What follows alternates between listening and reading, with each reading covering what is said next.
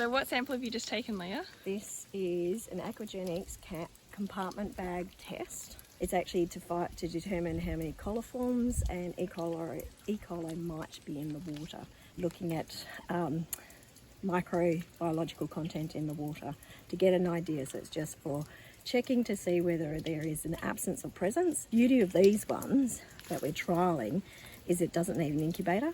So therefore it can be at different temperatures. When you know what your temperature is outside, you store it for a longer or shorter length of time in order to do the test. So a good one for us to trial out in the field, and it's also one that they're actually trialling at the moment in Leicester as well.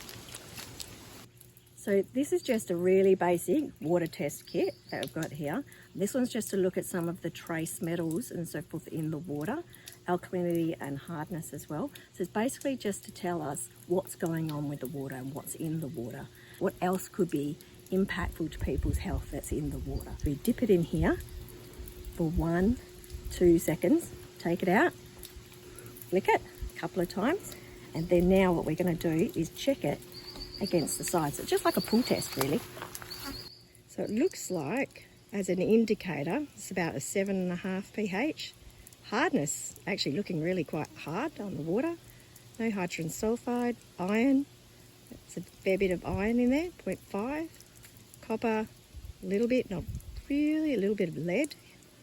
Manganese, mercury, no. Nothing down until maybe a little bit of zinc.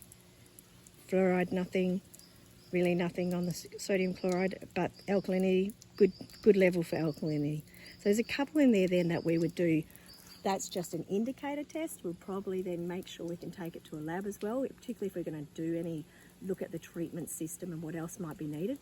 But if we've got an ongoing treatment system, it gives us an idea of what's in the water and what we need to be looking at and making sure that our treatment process is working properly. So this is the second part of that bacterial test that we're using, those compartment bag tests.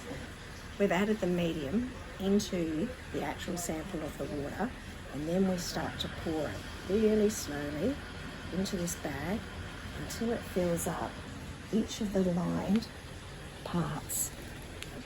And then we leave it for an amount of time. So we check what the temperature is now, and then we leave it for that amount of time that it says in their chart.